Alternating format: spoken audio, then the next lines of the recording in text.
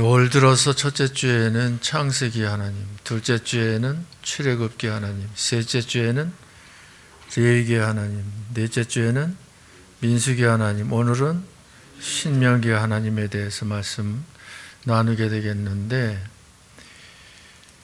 그 이스라엘 백성들을 보면 세 세대로, 3세대로 나누어서 생각할 수 있다. 애굽 세대, 그래서 구원받지 못한, 하나님께 택함을 받은, 그래서 출애굽해야 할 필요를 느끼는 세대, 이 세대에게 있어야 할 것은 무엇이 있어야 된다? 예수에 대한 구원이 있어야 된다.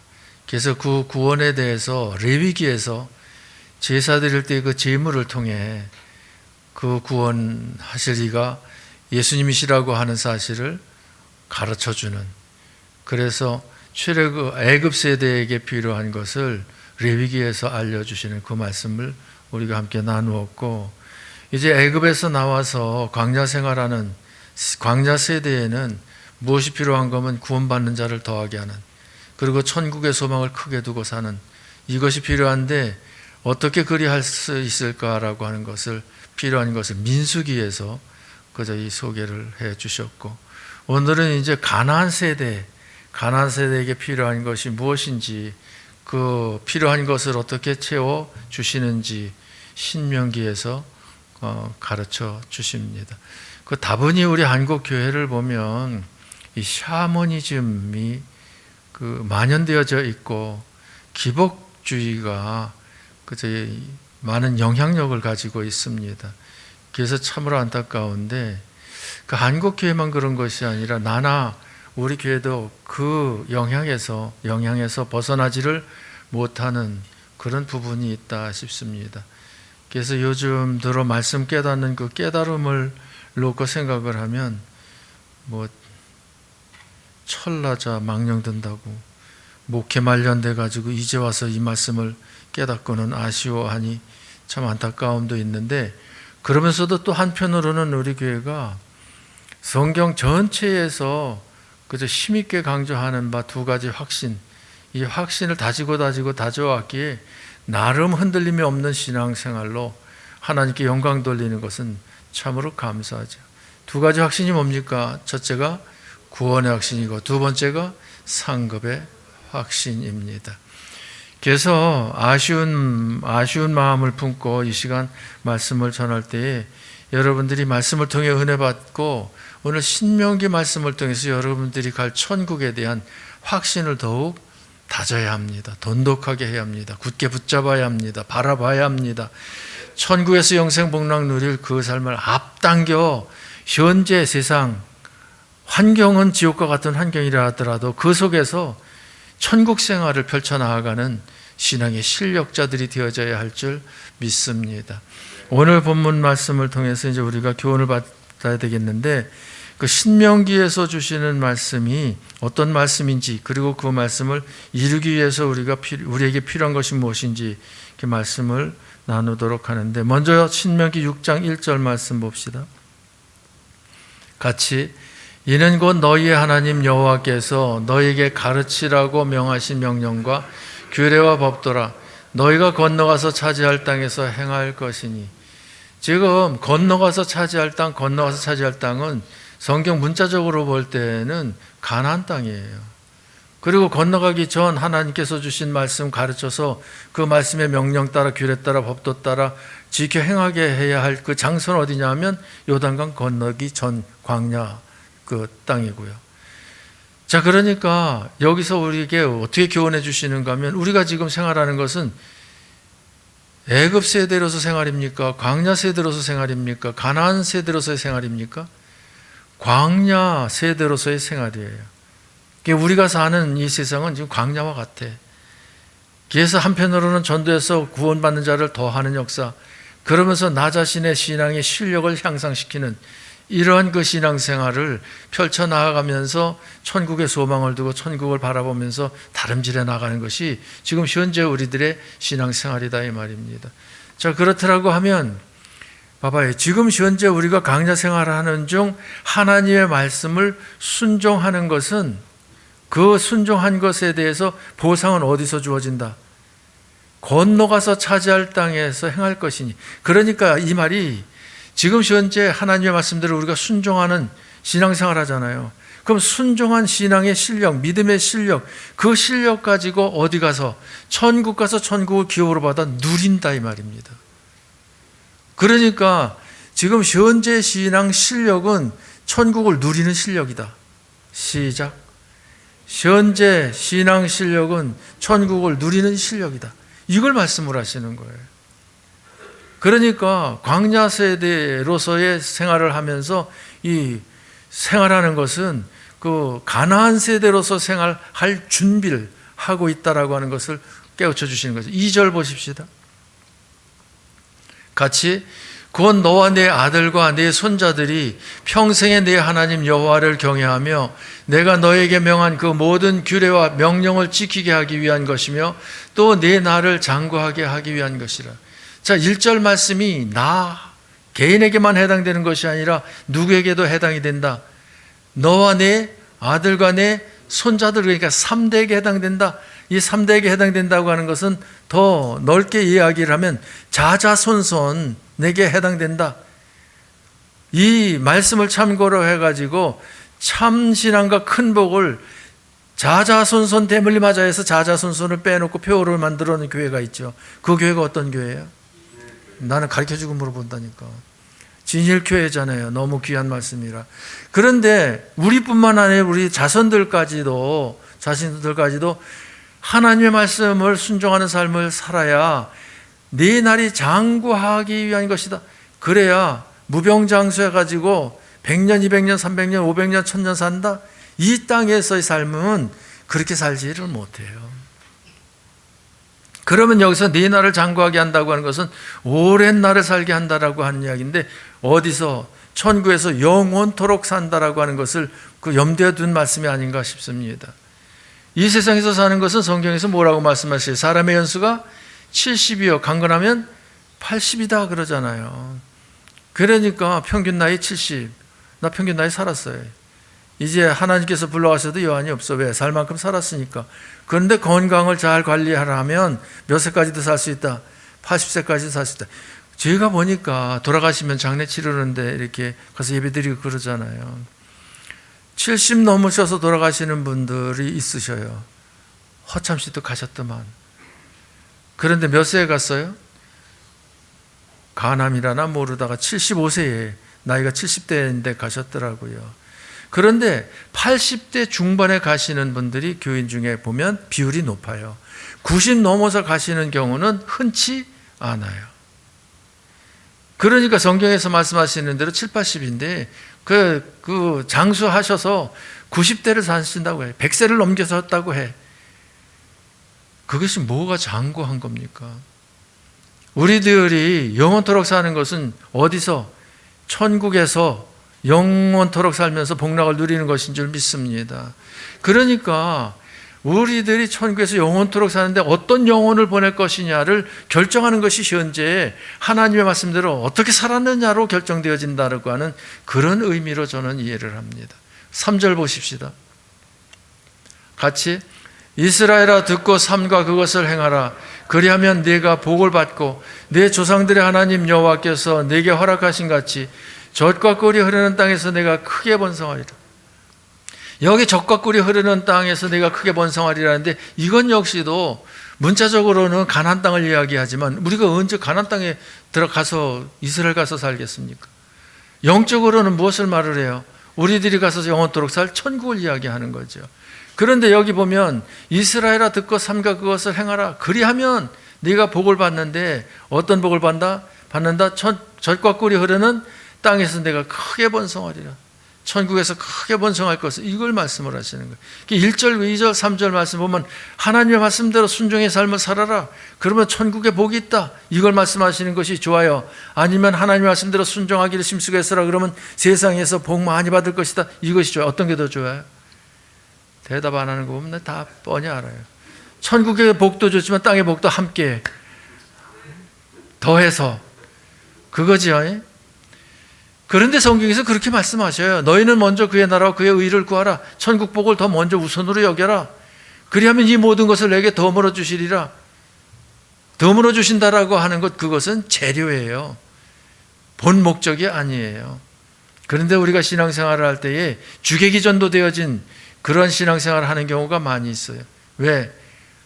그저 물질 구하느냐고, 질병 낫게 해달라고, 자녀들 출세하게 해달라고, 사업 번창하게 해달라고, 이런 거 구한다고 그 구하는 것 자체를 나쁘다는 것이 아니라 그것이 우선이 되면 안 된다는 얘기죠. 그것은 차선이 되어야 되고 우선이 되어야 되는 것은 누구를 구해야 돼요? 주님을 구하고 하나님을 구하고 하나님의 나라를 구하고 하나님 말씀대로 살 것을 구하고 하나님의 뜻이 성취되어질 것을 구하고, 다시 말해서 육적인 것보다는 영적인 것이 우선이 되어야 되고, 세상의 것보다는 천국의 것이 우선이 되어야 되고, 사람의 것보다는 하나님의 것이 우선이 되어야 되고, 잠깐 있다 없어질 것보다는 영원한 것이 우선이 되어져야 할 줄 믿습니다. 그걸 붙잡으라는 거죠. 우리가 분명히 영혼이 있고 육체가 있지 않습니까? 영혼이 있어서 영적인 것을 필요로 해요. 근데 나라고 하는 나의 주체는 영혼이에요, 육체예요. 영혼이잖아요. 그러니까 영적인 것을 먼저 구하고 우선으로 구하고, 그리고 육체를 가지고 있으니 육체에 필요한 것, 세상적인 것도 그것도 필요한 거예요. 그런데 하나님께서 어떻게 만들어 놓으셨어요? 영혼의 영원한 유익을 위해서 육체의 그 재료들을 사용하게 하시는데, 육체의 재료들은 잠깐 있다 없어질 것으로다가 재료로다가 삼게 하셨어요. 그러므로 우리가 신앙생활 할 때 잘해야 할 것이 이 본질을 우리가 분명히 붙잡아야 된다니까요. 주객이 전도되어지면 안 된다니까요. 우선순위가 바뀌면 안 된다니까요. 밤송이와 밤톨이 바뀌면 안 된다니까요. 그것을 오늘 본문에서도 우리에게 교훈해 주시는 것을 볼 수가 있습니다. 또 9절 보십시다. 신명기 4장 1절 같이, 이스라엘아, 이제 내가 너희에게 가르치는 규례와 법도를 듣고 준행하라. 그리하면 너희가 살 것이요 너희 조상의 하나님 여호와께서 너에게 주시는 땅에 들어가서 그것을 얻게 되리라. 가르치는 규례와 법도를 듣고 준행하라는 거예요. 그리하면 주시는 땅에 들어가서 그것을 얻게 된다는 거예요. 여러분, 하나님 말씀대로 순종하십시오. 그러면 재료되는 세상의 것도 하나님께서 덤으로 주셔. 그거 안 주시는 것은 아니에요. 그러나 하나님께서 무엇을 틀림없이 보장하셔요? 천국을 기업으로 주시는 것은 틀림없이 보장하시는 줄 믿으시기 바랍니다. 그러니까 세상의 것은 우리가 본 목적이 아니고 덤이고, 우리가 구하는 것은 천국을 구하는 것이지, 세상의 것, 그것은 하나님께서 주시지 않아도 좋고 주시면 더 좋고, 그치? 맞잖아요. 그런데 우리들이 마음을 비워가지고 세상의 것 주시지 않아도 영적인 것 주시면, 천국의 것 주시면, 영원한 것 주시면 좋건데, 아니 주시는 것보다 주시는 것이 더 좋고, 사실 입장이 그렇잖아요. 그게 무엇을 말씀드리려고 하는가 하면 천국을 우선시하기라 이 말입니다. 2절 말씀 보십시다. 4장 2절, 4장 5절 같이, 내가 나의 하나님 여호와께서 명령하신 대로 규례와 법도를 너희에게 가르쳤나니 이는 너희가 들어가서 기업으로 차지할 땅에서 그대로 행하게 하려 함이니라. 하나님의 명령대로, 규례대로, 법도대로, 가르친 대로 우리가 순종했다. 그러면 순종할 실력 가지고 그대로 기업으로 차지할 땅에 가가지고 행한다는 거예요. 자, 그러니까 천국 가가지고 기업을 많이 받느냐 적게 받느냐, 크게 받은 기업을 잘 누리느냐 누리지 못하느냐, 이것은 어디서 결정되어진다? 이 세상에서 믿음의 실력을 쌓은 그 실력으로 결정되어진다라고 하는 것을 말씀하시죠. 지금 동계올림픽 하고 있잖아요.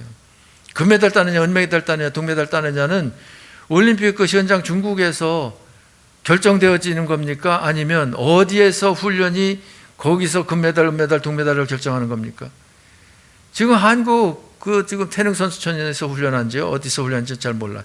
아무튼 동계훈련, 그 동계올림픽에 참여하기 위해서 훈련을 하잖아요. 훈련하는데 한국에서 훈련한 그것 가지고 현장에 가가지고 그 실력 발휘를 어떻게 했느냐에 따라서 나타나는 거지, 훈련 전혀 없는데 메달 따는 경우는 있어요, 없어요? 있을 수가 없는 거예요. 예수를 믿으면 천국 갑니다. 믿는 자는 다 갑니다. 차별이 없습니다. 그러나 갔다고 그것이 다 되는 것이 아니라, 간 것으로 능사가 아니라 가서 하나님의 나라를 얼마만큼 기업으로 차지하고 누릴 것이냐, 이것을 지금 현재 우리가 신앙생활을 어떻게 하느냐로 결정하고 있다라고 하는 것을 명심해야 합니다. 천국 가가지고 개털모자 쓰고 빈깡통 차고 나한테 따지지 말아요. 나 분명히 얘기했으니까. 아셨죠? 대답 안 하시네.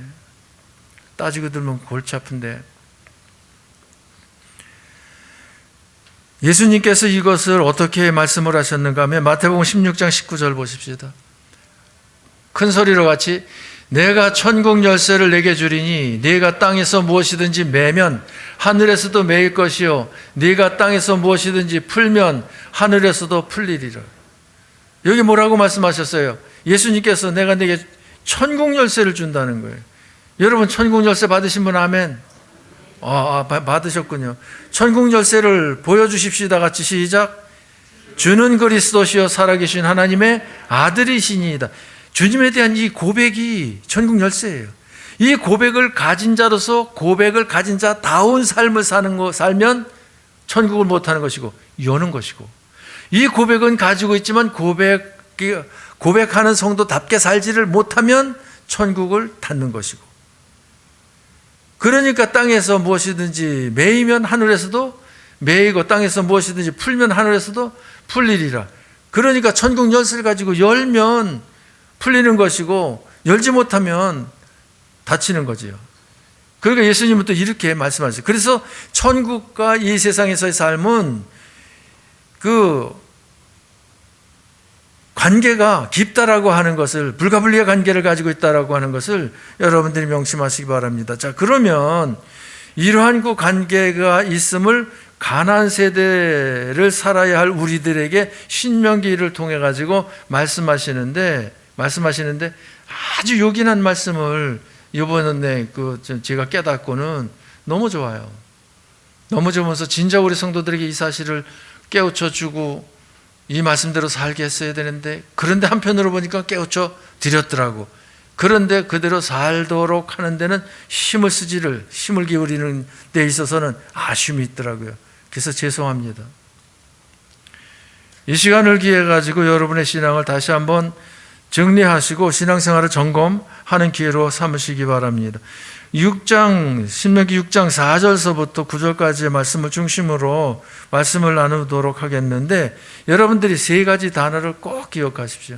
첫째가 쇠마입니다. 첫째가 뭐라고요? 쇠마. 두 번째가 하브루타입니다. 두 번째가 뭐라고요? 하브루타. 세 번째가 테필린입니다. 뭐라고요? 테필린이 무엇인지는 잠시 후에 알려드리도록 하겠는데, 오늘 본문 말씀을 보면 쇠마를 말씀하시고 하브루타를 말씀하시고 테필린을 말씀하셔요. 그러면 쇠마에 대해서 먼저 생각해 보겠는데, 쇠마를 어떻게 말씀하시는가 하면 6장 4절 봅시다. 같이, 이스라엘아 들으라, 우리 하나님 여호와는 오직 유일한 여호와시니. 여기서 이스라엘아 들으라. 여러분 정신 차리고 들으십시오. 이것은 김 목사가 정신 차리고 들으라고 명하는 겁니다. 그 하나님께서 이스라엘아 들으라, 하나님께서 우리들에게 명하신 거예요. 그럼 여기서 이스라엘이라고 하는 것은 하나님의 백성을 말을 해. 그러면 저와 여러분들은 하나님의 백성이잖아요. 그러니까 그 형배야 들으라, 하나님께서 내게 명령하시는 거예요. 그러면 무엇을 들으라는 것입니까? 5절이 아니고 5절 맞아요. 5절 같이, 너는 마음을 다하고 뜻을 다하고 힘을 다하여 네 하나님 여호와를 사랑하라. 하나님께서 저와 여러분들에게 명령을 하시는데 어떤 명령을 하십니까? 마음을 다하고 뜻을 다하고 힘을 다하여 하나님을 사랑하라는 거예요.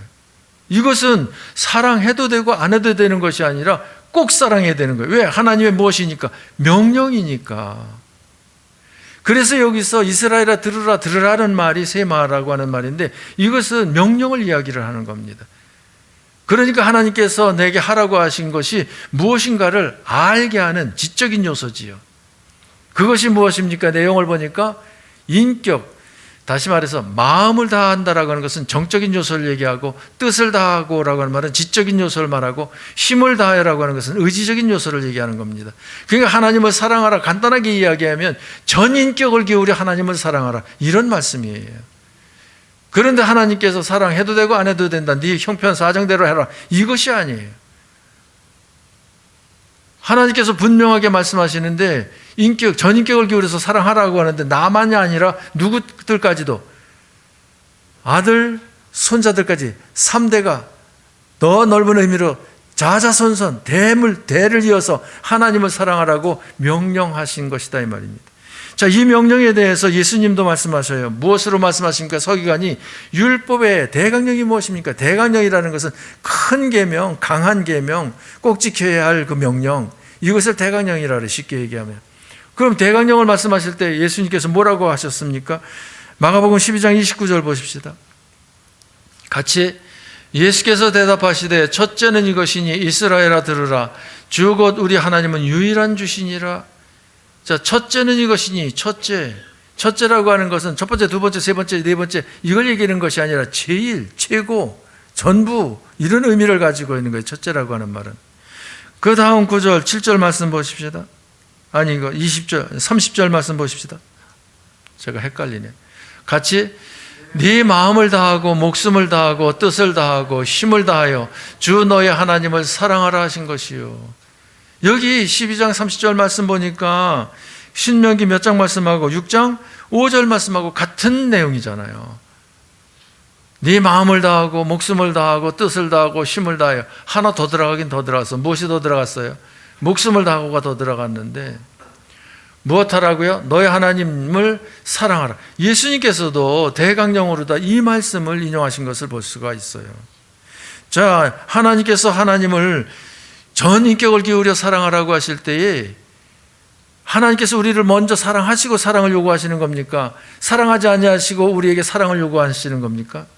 먼저 사랑하시고 사랑을 요구하는 거예요. 어제도 주례하면서 그 얘기했어요. 행복한 가정생활을 하려면, 가정천국을 이루려면 무엇 해야 된다? 신랑 신부가 사랑하지 아니하는 신랑 신부가 어디 있냐? 근데 왜 사랑해서 결혼했는데 행복하지만은 않은 가정이 있느냐? 그 이유가 어디에 있다? 그 이유 여러분에게도 알려드려야 될 것 같아요. 신랑 신부가 사랑할 때에 저도 늦게 깨달았어요. 에로스 사랑이면 단 줄 알았어요. 그러면서 신앙생활 같이 하면 되는 줄 알았어요. 그랬더니 하나님께서 요구하시는 것은 에로스 사랑이 아니고 아가페 사랑으로다가 사랑을 해. 하나님의 사랑으로 사랑하라고 그랬어요. 아가페 사랑, 성경 몇 장 몇 절에 나타나고 있어요. 요한복음 3장 16절 같이 시작. 하나님이 세상을 이처럼 사랑하사 독생자를 주셨으니 이는 저를 믿는 자마다 멸망치 않고 영생을 얻게 하려 하심이니라. 아가페 사랑에 대해서 말씀하시는데 이 사랑을 우리에게 주셨잖아요. 우리 받았잖아요. 이 사랑을 분석해 보니까 아가페 사랑은 어떤 특징을 가지고 있어요? 무조건적인 사랑이더라. 두 번째는 희생적인 사랑이더라. 세 번째는 영원한 사랑이더라. 그런데 에로스 사랑은 조건부 사랑이더라. 또 희생을 요구하는 사랑이다. 또 변덕이 죽을 듯하는 그 변질이 잘 되어지는 사랑이더라. 그러니까 에로스 사랑보다는 아가페 사랑으로 사랑해야 되는 것이, 그것이 행복의 기본 조건이지요. 그래서 에베소서 5장에 보면은 남편이 아내 사랑하기를 그리스도께서 교회를 위해서 자신을 주신 것 같이 사랑하래. 그러니까 생명 바쳐 사랑해야 된다니까 부담스러워. 아내를 위해서 생명 바쳐 사랑을 해요. 그런데 아내들에겐 그럼 사랑만 받으라는? 아니요. 성도들이 하나님께 순종하듯이 복종하듯이 남편에게 복종하래. 와, 그러면 서로 이와 같이 복종하고 사랑하고 복종하고 사랑하면 행복하겠어요, 안 하겠어요? 행복할 수밖에 없는 거지. 그러니까 우리는 먼저 하나님께로부터 무슨 사랑을 받은 자들이다? 아가페 사랑을 받은 자들이다. 이 사랑받은 이 아가페 사랑 가지고 부부가 그 사랑을 나누고, 또 부부자지간에 모녀지간에 그 사랑을 나누고, 이웃과의 관계에서 그 사랑을 나누는 저와 여러분들이 되라고 하는 것을 교훈해 주시는 겁니다. 교훈해 주시기 위해서 먼저 명령으로다가 전인격을 기울여 무엇해라? 사랑해라. 이것을 말씀하신 것이 세마다 이 말이에요. 그러면 이 명령 받았어요. 우리가 아멘으로 받았어. 그러면 이제 사랑을 실천해야 되잖아요. 실천을 어떻게 해야 할 것인가 하는 것을 이렇게 할까 저렇게 할까, 이것을 하나님께서 명하신 그 명령 따라 전인격을 기울여 사랑을 어떻게 할 것인지를 함께 의논하는 것을 가리켜서 하브르타라고 그래요. 그것을 성경 본문에서 보십시다. 6장 6절 말씀 같이, 오늘 내가 네게 명하는 이 말씀을 너는 마음에 새기고, 누구는 마음에 새기고 너는 마음에 새기고, 그러니까 자녀들에게만 하는 것이 아니라 누구에게도 말씀하신 거다. 내게도 말씀하신 것이다. 너희들은 들으라가 아니라 나도 듣고 너도 듣는 거다. 이것을 그 명심하시기 바랍니다. 7절 같이, 내 자녀에게 부지런히 가르치며 집에 앉았을 때든지 길을 갈 때든지 누워있을 때든지 일어날 때든지 이 말씀을 강론할 것이며. 여기 보면 나도 마음에 새기고 누구에게도 가르쳐야 된다, 자녀들에게도 부지런히 가르쳐야 된다. 그런데 집 안에 있을 때, 외출했을 때에, 누워 잠자리에 들었을 때, 기상했을 때에, 그러니까 지금 어떤 생활을 하고 있던 그 삶의 현장에서 마음을 다하고 뜻을 다하고 힘을 다하여 하나님의 사랑을 어떻게 할 것인가, 이것을 의논하라는 거예요. 이것을 대화하라는 거예요. 그것이 하브르타, 강론이라는 말이 하브르타 하라는 것이지, 그저 일방적으로다가 뭐 가르치라고 하는 말이 아니라고 하는 사실입니다. 그리고 여기서 하브르타라고 하는 것은, 교회 밖의 하브르타는 자기 주장을 뭐 강한 어조로다가 어필하는데 사용할지 몰라. 그러나 교회 안에서는 어떻게 하면 좀 더 하나님을 잘 사랑할 수 있을까, 많이 사랑할 수 있을까, 순종을 어떻게 하면 보다 구체적으로 세밀하게 할 수 있을까, 좋은 방법이 무엇일까를 내어놓고 이야기하는 것이기 때문에 무엇이 있어야 돼요? 은혜가 있어야 돼요. 그 근래 들어 어제 내 집사람한테 그런 얘기를 했는데, 내가 신경질을 내거나 언성을 높인 게 언제냐 그랬대. 모른대요. 언제 언성을 높이고 언제 화를 냈는지 나도 잊어버렸어요. 잘했어요, 못했어요? 못한 건가? 진이 너 죽을 줄 알아 그냥. 교인들이 아멘 안 하잖아 지금. 그게 아니고요, 잘한 거지요.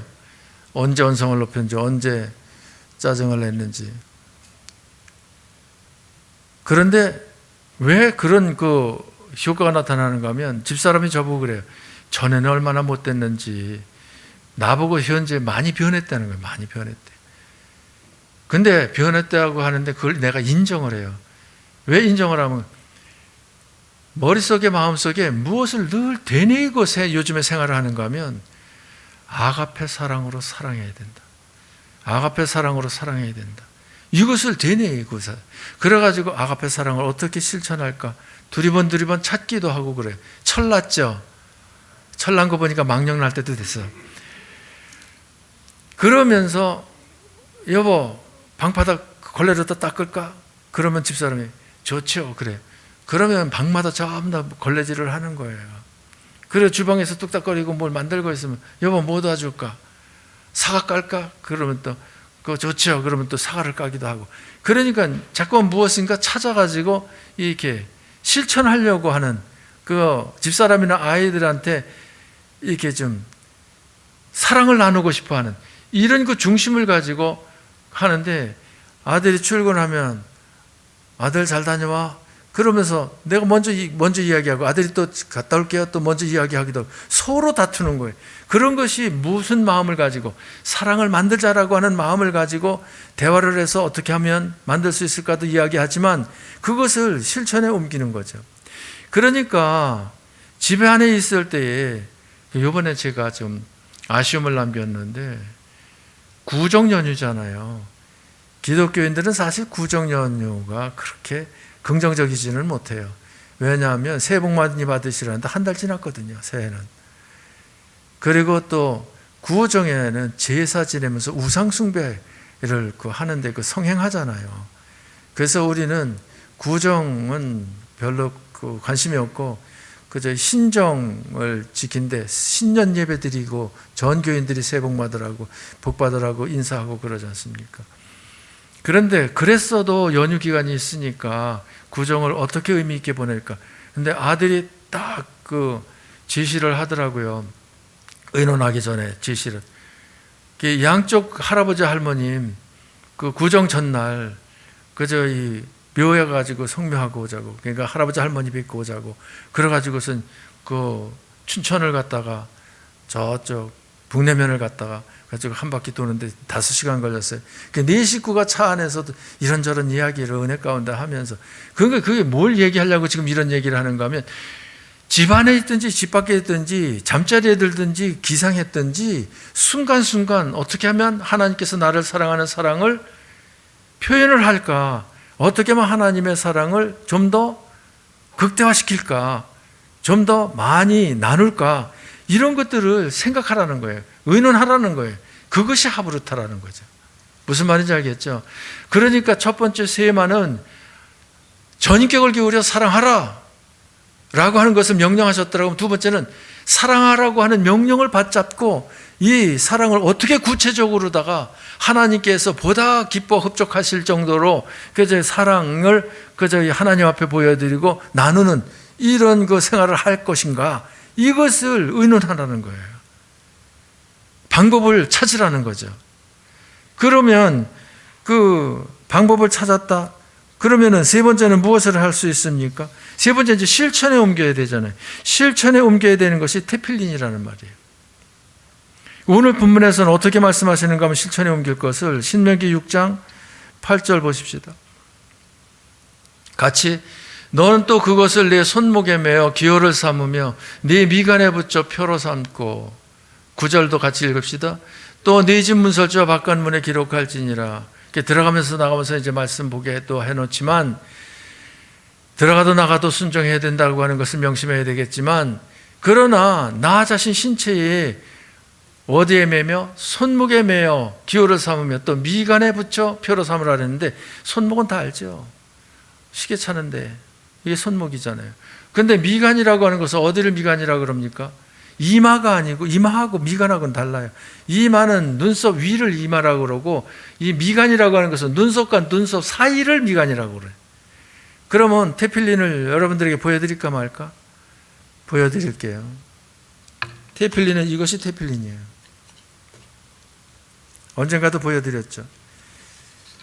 이것을 미간에 대고 머리를 몇 바퀴 감아? 7바퀴를 감으라는 거예요. 유대인들이 기도할 때 그렇게 한다니까요. 그리고 이것을 어디에다 대고? 손목에 대고 몇 바퀴를 돌려 감아? 7바퀴를 감으라는 거예요. 그러면 7이라고 하는 수는 완전수예요. 생각하기를 하나님께서 인정하시는 온전한 생각을 가져라. 그리고 손에 임해인다는 것은 하나님께서 인정하시는 온전한 삶을 살아라 라고 하는 것을 의미하는 겁니다.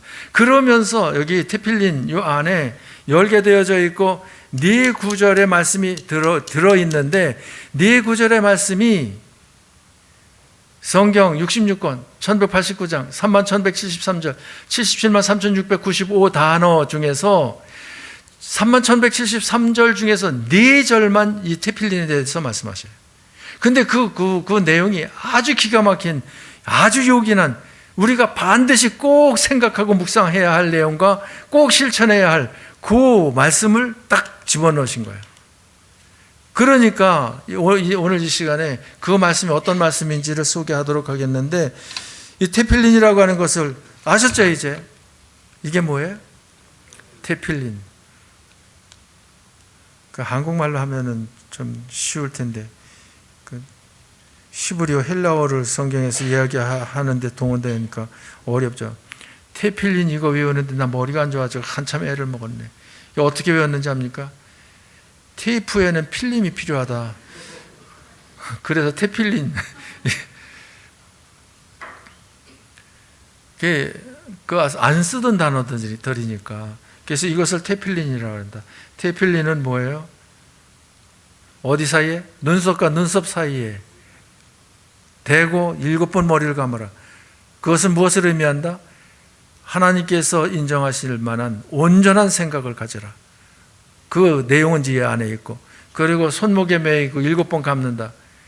하나님께서 인정하시는 하나님과 함께 더불어 온전한 삶을 살아라 라고 하는 의미를 가지고 이것을 묶는다는 겁니다. 7번을. 아셨죠? 자, 그러면 네 구절이 어떤 구절인가, 어떤 내용인가, 이거를 꼭 기억하시고 여러분 생각으로 이 말씀을 늘 묵상해야 돼. 그리고 삶의 현장에서 늘 실천에 옮겨야 돼. 왜? 하나님께서 그리 하라고 요구하시니까. 이스라엘 백성들이 뛰어난 민족이 된 것이 비법이 바로 여기에 있더라고요. 오늘 비법을 가르쳐 드리니까 여러분도 이스라엘 민족 못지않은 뛰어난 하나님의 자녀로 거듭나게 되어지는 기회가 되어지기를 원합니다. 자, 첫 번째입니다. 첫 번째, 눈이 침침해가지고 제가 헷갈려가지고 그래요. 눈을 수술도 하고 그랬는데 좀 죄송합니다. 첫 번째, 출애굽기 13장 8절과 9절 말씀을 보겠습니다. 먼저 8절입니다. 같이, 너는 그날에 내 아들에게 보여 이르기를 이 예식은 내가 애굽에서 나올 때에 여호와께서 나를 위하여 행하신 일로 말미암음이니라. 여기 예식을 이야기를 하거든요. 근데 너는 어떤 그날을 이야기해요. 그게 그날 예식, 그것을 참고하면 어디에서 있었던 일을 이야기하는 겁니까? 애굽에서 나올 때 있었던 일을 얘기하는 거예요. 9절 말씀 보십시다. 같이, 이것으로 네 손의 기호와 네 미간의 표를 삼고 여호와의 율법이 네 입에 있게 하라. 이는 여호와께서 강하신 손으로 너를 애굽에서 인도해 내셨습니다. 자, 그러니까 앞에 구절들은 띄워드리지는 않았는데 무엇을 말하는가 하면 애굽에서 400년 동안 종로로 타다가 애굽에서 이제 출애굽 나오잖아요. 나올 때에 필요한 것이 1년 된 수컷 흠없는 어린 양. 이 희생제물이 되어졌잖아요. 그것은 누구를 가리킨다? 어린 양 대신 예수님을 가리킨다 라고 하는 것을 말씀드렸잖아요. 그리고는 한 주간 동안 무교절을 지켰어요. 그러니까 누룩이 없는 빵, 딱딱한 그것을 뜯어 먹으면서 애굽의 고난을 이제 묵상하는 것이 무교절인데, 무교절을 지킴에 있어서 6월절이 연결되어져 있거든요. 그러니까 무엇을 의미하는가 하면 믿기 전에 죄인으로 죄악을 행하는 중 사탄의 지배를 받으면서 불행한 삶을 살았다. 그런데 예수님께서 십자가 못 박혀 돌아가심을 통해 나를 죄 가운데서 사탄의 그 소나기에서 벗어나게 하셔서 나로 하여금 참 자유함과 평화를 누리게 하셨다 라고 하는 것을 믿는 그 믿음을 이야기하는 거예요. 그러니까 무엇을 기억하라고 하는 말이냐면, 우리 입장에서 쉽게 이야기하면 나는 예수를 믿어 구원받은 자입니다, 이 생각을 고정시키라는 거예요. 여러분, 지금 만약 세상을 떠난다고 가정하면 천국 갈 수 있다고 믿으시는 분 아멘? 이 아멘은 여기 교회에서 예배 드릴 때만 아멘이 아니고 어느 것은 무엇을 하든지 고정이 돼 있어야 돼요. 나는 예수를 믿어 구원받은 자다. 나는 예수를 믿어 구원받은 자다. 이것을 하나님께서 온전히 인정하실 그런 생각으로다가 고정시키라 이 말입니다. 무슨 말인지 알겠죠? 그러면서 무엇을 이야기하는가 하면 두 번째하고 이제 첫 번째하고 연결이 되어진데, 첫 번째에서 그 9절에서 그것을 말씀하시죠. 이것으로 내 손에 무엇? 기호와 내 미간의 표를 삼고. 미간은 알려드렸잖아요. 눈썹 사이 이거 얘기하는 거고. 그 기호라고 하는 것은 그 표징, 징조, 표적이라고 하는 뜻을 가지고 있는데, 그러니까 이 손에 매서 무엇을 하는 것을 보여주라는 겁니까? 하나님의 말씀대로 사는 변화된 모습을 보여주는 증표로 나타내라는 겁니다. 그래서 아까 신명기 6장 8절에 있는 말씀, 그 말씀과 같은 말씀이 여기 있잖아요. 그 다음에 두 번째입니다. 출애굽기 13장 15절 말씀 같이, 그때 바로가 완악하여 우리를 보내지 아니하며 여호와께서 애굽 나라 가운데 처음 난 모든 것은 사람의 장자로부터 가축의 처음 난 것까지 다 죽이셨으므로 태에서 처음 난 모든 수컷들은 내가 여호와께 제사를 드려서 내 아들 중에 모든 처음 난 자를 다 대속하리니. 이게 무슨 말이냐 하면, 이스라엘 백성들이 애굽에서 나올 때에 애굽인들 바로의 아들로부터 짐승에 이르기까지 첫 번째 새끼나 첫 번째 그 장자는 다 죽임을 당했어요. 그런데 이스라엘 백성들은 문설주의 피바름을 통해서 어린 양의 피지요. 그래서 죽음의 사자가 6월 넘어가 버렸어요. 그래서 장자들이 죽지를 않았어요. 이 말은 무슨 말이에요? 생명을 잃을 것이었는데 생명을 잃지 않냐고 생명을 얻게 되었다, 이런 의미잖아요. 그렇죠? 그 다음에 몇 절 말씀 보면 되는가 하면 16절 보십시다. 15장 16절. 같이 이것이 내 손의 기호와 내 미간의 표가 되리라. 이는 여호와께서 그 손의 권능으로 우리를 애굽에서 인도하여 내셨음이니라 할지니라. 여기 보니까 기호와 내 미간의 표 같은 말씀하시잖아요. 그렇죠? 두 번째 같이 같은 말씀하신 거예요. 자, 그러니까 두 번째는 무엇을 말씀하시는가 하면 첫 번째와 연결되어지는 말씀입니다. 첫 번째 뭐예요? 예수를 믿음으로 구원받은 나는 두 번째로 넘어가서 무엇을 얻었다? 생명을 얻었다. 영원한 생명을 얻었다. 이것을 의미하는 거예요. 그러니까 이것을 우리 진입교회에서는 둘을 하나로다가 묶어가지고 무슨 확신으로 말씀 나눈 겁니까? 그동안에 구원의 확신으로다가 말씀을 나눈 겁니다. 이렇게 둘로다가 나눠져 있는 것을 볼 수 있고, 그래서 우리가 구원의 확신을 다진 것이 참 감사한 일이고요. 그 다음에 세 번째가 무엇인가 하면 오늘 본문에서 6장 5절 같이 너는 마음을 다하고 뜻을 다하고 힘을 다하여 네 하나님 여호와를 사랑하라 묵상했고요. 그 다음에 8절 같이 너는 또 그것을 내 손목에 매어 기호를 삼으며 네 미간에 붙여 표로 삼고. 그러니까 세 번째는 무엇을 말씀하시는가 하면 전 인격을 기울여 하나님을 사랑하라. 하나님을 사랑하라. 그러니까 하나님께 사랑을 받았은즉 하나님을 사랑하라. 이것을 말씀하시는 거예요. 그래서 세 번째 이 구절이 그 테필린에 들어있는 거지요. 하나님을 사랑해야 된다. 그 다음에 네 번째로 다 넘어가십시다. 세 번째는 설명했으니까. 네 번째는 신명기 11장 16절 같이 너희는 스스로 삼가라 두렵건대 마음에 미혹하여 돌이켜 다른 신들을 섬기며 그것에게 절함으로. 그 다음에 18절 같이 이러므로 너희는 나의 이 말을 너희의 마음과 뜻에 두고 또 그것을 너희의 손목에 매어 기호를 삼고 너희 미간에 붙여 표를 삼으며. 그러니까 여기 손목에 매고 기호로 삼으라는 것이 네 번째 나오잖아요.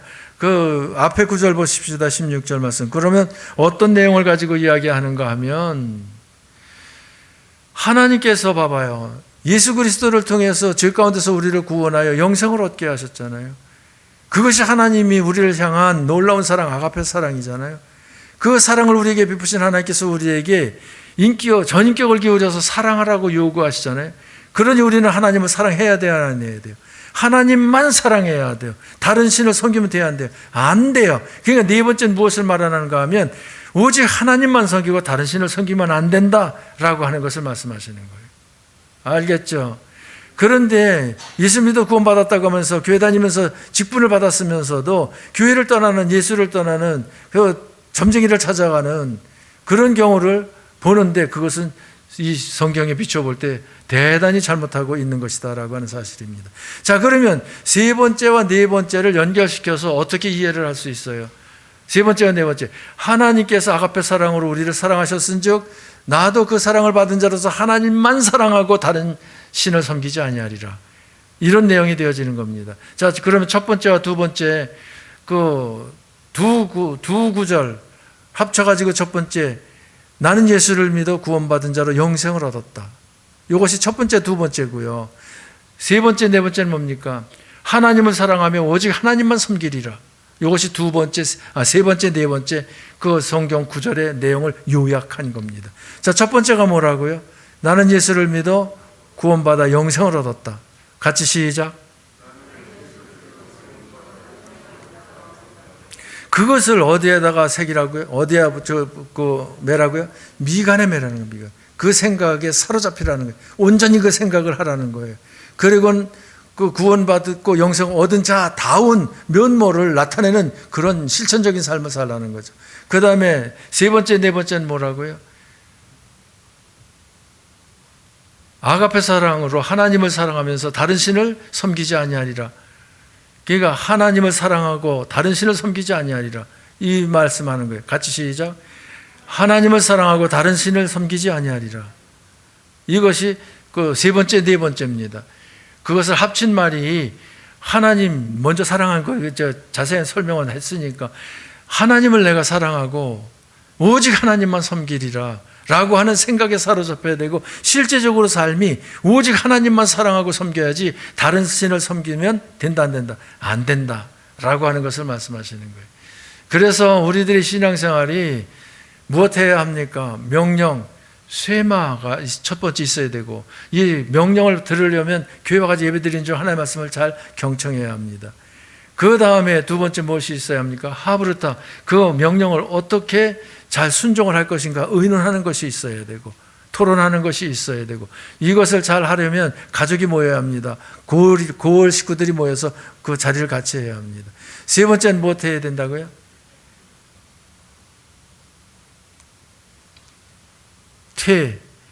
테필린.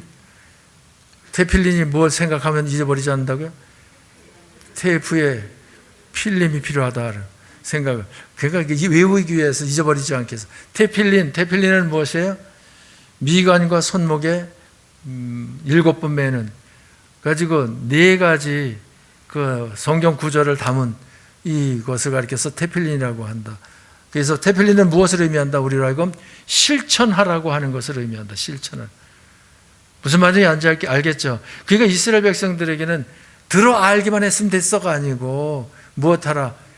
들어 안 것을 어떻게 실천하는지 의논을 서로 해서 최상의 방법을 찾으라는 거죠. 그래가지고 찾았다?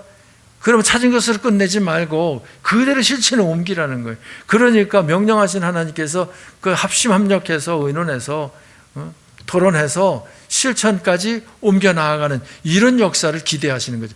그랬을 때 하나님의 은혜 축복의 역사는 어디까지 갔을 때 나타난다? 실천까지 나타났을 때 그 삶의 현장에 하나님의 은혜와 축복의 역사는 나타난다. 믿습니까? 중간에 잘라 먹으면 하나님의 은혜 역사 축복 역사는 나타나지 않는다. 왜? 온전히 하나님께서 원하시는 대로 살아들이지를 못했으니까 말입니다. 그래서 오늘 3가지를 꼭 기억하시기 바랍니다. 세마와 하브르타와 테필린. 첫째 뭐라고요? 세마. 세마는 뭐예요? 명령을 이야기하고. 두 번째는 뭐예요? 하브르타. 하브르는 뭐예요? 하브르타는 토론을 얘기하고. 세 번째는 테필린은 뭐예요? 실천을 의미한다. 이 3가지를 꼭 기억하시고 꼭 그리 사셔서 여러분들의 삶이 진짜 행복하고 여러분의 삶이 천국과 같이 기업받아 누릴 수 있는 그 삶을 앞당겨서 하는 것이 되어버리잖아요. 그러니까 현재도 무슨 삶이 되어야 돼? 천국의 삶이 되어져야죠. 이러한 삶의 주인공이 여러분이 되시길, 여러분의 가정이 되시기를 주님의 이름으로 축복합니다. 축복합니다. 기도하십시다. 참 좋으신 하나님, 일찍 저희들로 예수 믿어 구원받게 하신 것을 감사합니다. 영생 얻었음을 확신하고 천국을 바라보면서 신앙생활을 펼쳐왔사온데 하나님을 보다 효과적으로 생산적으로 하나님께서 흡족해야 하실 만한 신앙생활을 해드리지 못한 아쉬움을 느낍니다. 이 시간 말씀을 통해서 저희들이 어떻게 하면 하나님께서 원하시는 대로 마음을 다하고 뜻을 다하고 힘을 다하여 하나님을 사랑할 것인가를 서로 의논하고 토론하고 방법을 구하게 하여 주시옵소서. 하옵고 세상의 방법을 터득한 후에는 끝내는 것이 아니라 테필린하는 실천하는 저희들이 되기를 원합니다. 그리하여 하나님께서 진정 기뻐 영광 받으심 직한 신앙의 모습을 가지고 하나님께 나아가매 하나님께서 흡족해 하시며 만족해 하시며 기뻐 영광 받으시며 축복하심이 영육간에 넘치게 하시고 개인 가정 위에 충만케 하여 주옵소서. 아무쪼록 복의 근원 되신 하나님을 아버지라 부르면서 사는 하나님의 자녀다웁게 삶의 현장에서의 삶이 천국 가서 기업으로 받아 누릴 수 있는 믿음의 실력을 쌓는 삶인즉 이 세상 사는 동안에도 천국 생활을 앞당겨서 하는 저희들 꼭 되게 축복하옵소서. 예수님 이름으로 기도하옵나이다. 아멘.